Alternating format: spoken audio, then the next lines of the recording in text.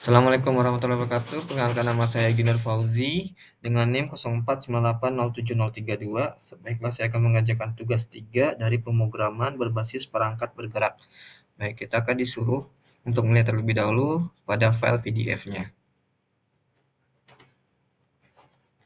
Baik, kita sudah masuk file PDF-nya. Kita disuruh untuk bikin tugas. Yang pertama, buat proyek baru yang menampilkan data API. Ini dengan API-nya ini, lalu buat tampilan mobile seperti ini. Baik, tanpa lama-lama kita akan kerjakan.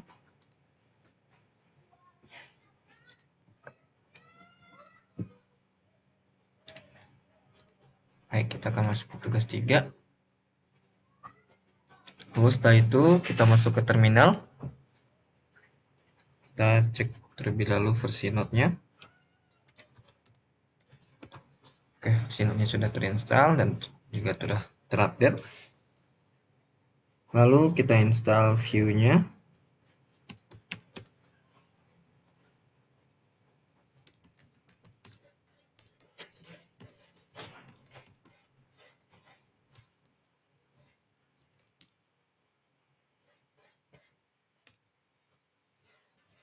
Untuk installnya juga lumayan bakal lama, sekitar 1 menitan.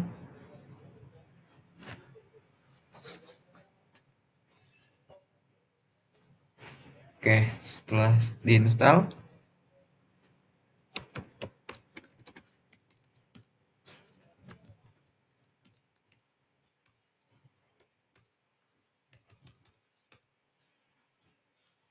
lalu kita masuk ke framework-nya. Kita bakal menggunakan framework Vue. Lalu di sini kita bakalan menggunakan template-nya itu yang blank karena kita akan membuat project yang kosong.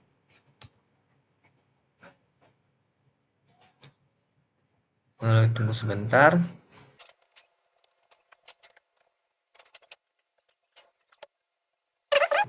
Kita ditawarkan create Ionic account. Kita tidak usah, berarti kita tekan N, berarti no. Oke, lalu kita masuk ke folder tugas yang ini.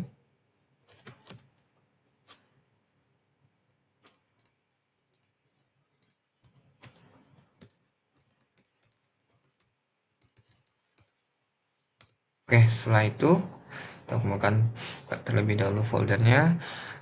Baik, kita akan menulis code-nya pada di src, di view, lalu di homepage. Kita bakal bikin code-nya di sini dan kita bakalan hapus semuanya. Baik, kita akan membuat code-nya terlebih dahulu.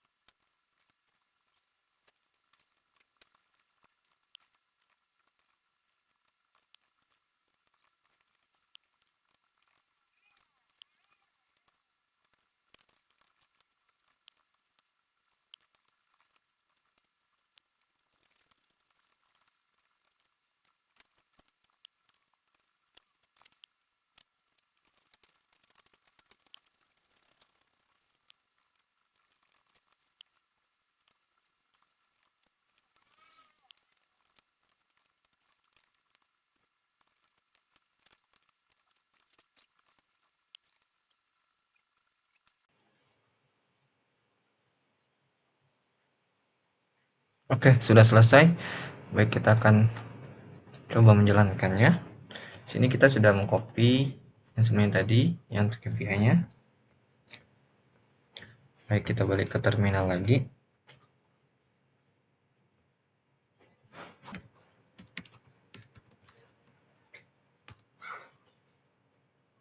Oke, kurang lebih tampilannya seperti ini sesuai tugas 3.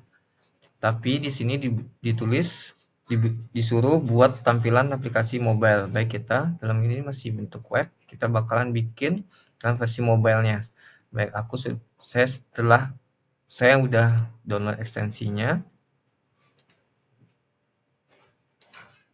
Oke, untuk ekstensinya ini untuk yang versi mobilenya. Baik, untuk device-nya jalan. Oke, pada tugas 3 ini saya membuat aplikasi mobile sederhana seperti ini menggunakan Ionic View seperti sebelumnya yang saya telah kerjakan, yang menampilkan data dari API ini yang telah diberikan API-nya. Lalu data data tersebut diambil dari API ini menggunakan, kita balik ke code kita lagi, menggunakan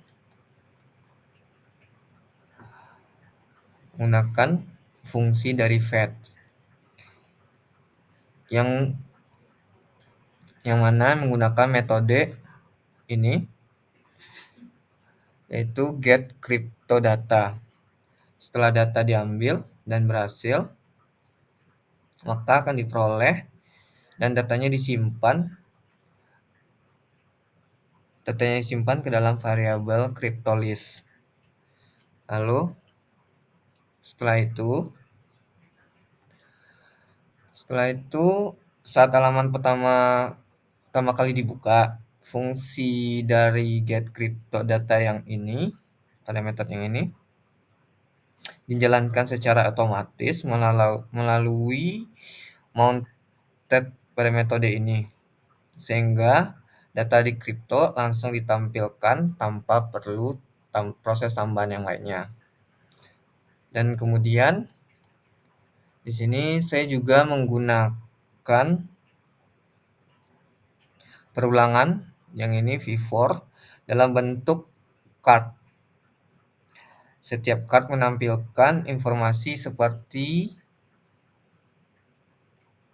rank, simbol, price, dan USD sesuai dengan ketentuan tugas yang diberikan. Lalu selain itu, tombol refresh ini gunanya untuk mengambil ulang data yang terbaru dari ini API yang telah diberikan tadi, sehingga informasi kripto dapat diperbarui kapan saja. Untuk memperjelas tampilan harga, saya menggunakan format dari format price agar lebih mudah digunakan oleh penggunanya. Hasil akhir nanti menunjukkan bahwa aplikasi mengambil data kripto secara online dan menampilkan atribut yang seperti saya jelaskan tadi, yang atribut yang ini, rank, name, simbol, price, dan USD sesuai dengan kebutuhan tugas. Lalu pada mounted ini digunakan untuk menjalankan fungsi dari get crypto data secara otomatis ketika halaman pertama kali dibuka, sehingga kripto langsung muncul. Lalu pada yang ini, pada perulangan V4 digunakan untuk menampilkan data secara berulang yang saya sebutkan sebelumnya. Dan tugas dari V4 ini digunakan untuk menampilkan seluruh data kripto yang diperoleh dari API dalam bentuk card ini, dalam bentuk card yang tadi saya bikin. Lalu pada bagian style ini saya digunakan untuk mengatur tampilan aplikasi supaya lebih rapi dan mudah dibaca sih.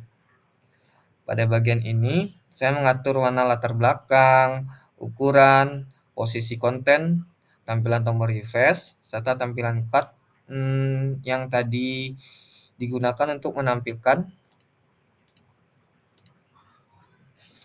data kripto seperti ini.